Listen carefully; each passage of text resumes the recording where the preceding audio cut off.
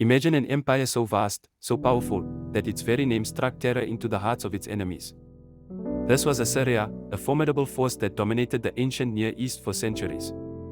Its military might was legendary, its administrative system sophisticated, and its reach seemingly limitless.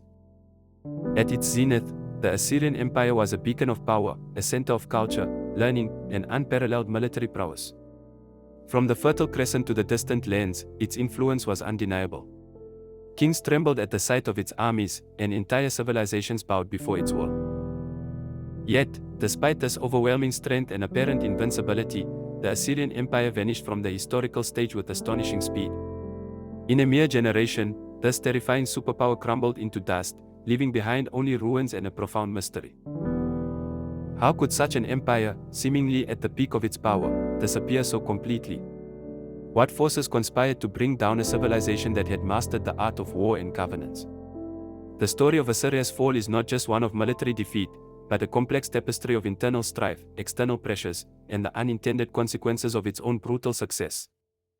The story of Assyria begins not as an empire, but as a humble city-state named Assur, nestled on the banks of the Tigris River in Mesopotamia. For centuries, it was one among many, vying for influence in a volatile region. Its early history was marked by periods of independence and subjugation. However, around 900 BCE, a profound transformation began under the reign of Ashurbanipal II. This ambitious monarch initiated a new era of expansion and militarism, setting Assyria on an irreversible path toward imperial dominance. He forged the foundations of what would become an unstoppable force.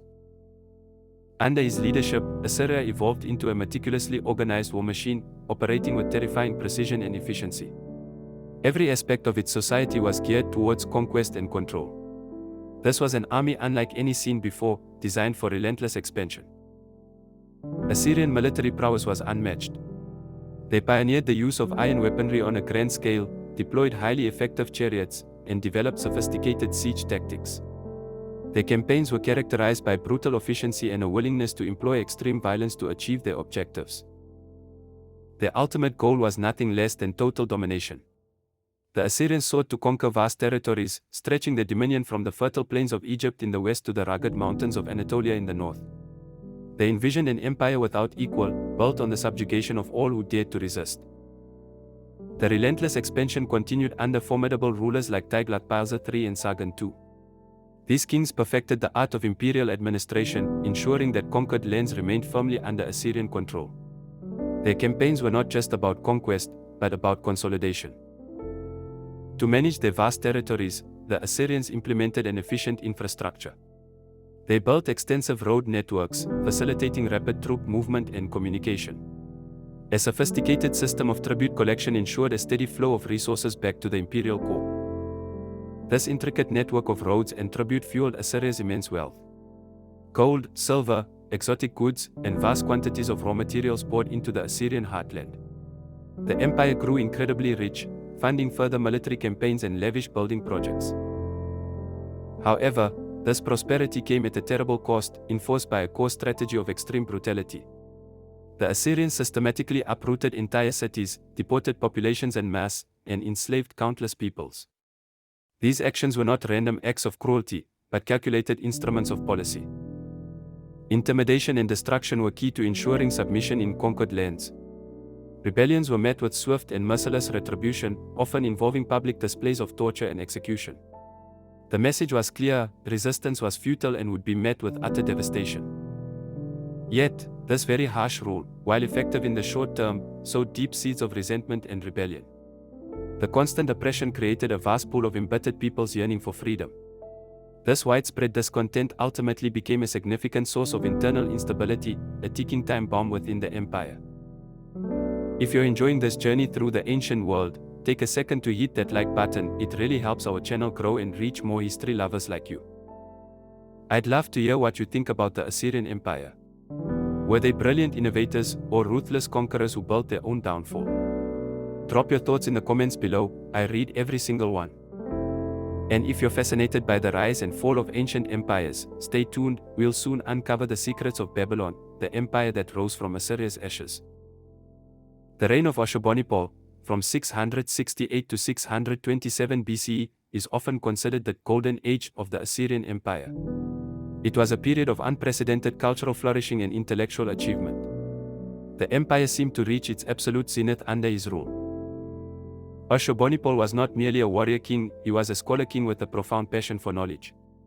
He established the world's first known systematically organized library in his capital, Nineveh. This magnificent collection housed tens of thousands of cuneiform tablets, preserving ancient Mesopotamian literature, history, and science. His intellectual pursuits were legendary, but they did not diminish his ruthlessness as a general. Ashurbanipal was a formidable military leader who suppressed numerous revolts with extreme violence. His campaigns against Elam and Babylon were particularly brutal, demonstrating his unwavering resolve to maintain imperial control. Despite the apparent prosperity and cultural brilliance, this golden age masked significant underlying weaknesses. Beneath the surface of imperial grandeur, cracks were beginning to form, subtle at first, but growing steadily. The empire's vastness and its brutal policies were taking their toll. The constant warfare, even victorious campaigns, drained resources and manpower. The widespread resentment among conquered people simmered, waiting for an opportunity to erupt. Ashurbanipal's reign, while glorious, was also a period of immense strain on the empire's foundations. The very success of Assyria in expanding its borders created new challenges. Maintaining control over such a diverse and geographically dispersed empire required immense effort. The seeds of its eventual downfall were being sown even as its power reached its peak. Following Ashurbanipal's death, the Assyrian Empire plunged into a period of intense succession crises and internal conflicts. Multiple claimants to the throne emerged, leading to devastating civil wars that severely weakened the central authority. This internal strife was a fatal blow to imperial stability. The empire's sheer vastness, once its greatest strength, now became its curse. Stretching from Egypt to the Zagros Mountains, its borders were impossible to defend effectively. Resources were stretched thin, and the ability to project power across such distances diminished rapidly. Widespread rebellions erupted across the empire, fueled by decades of Assyrian oppression. Egypt, Elam, and Babylon, long subjugated, seized the opportunity to assert their independence.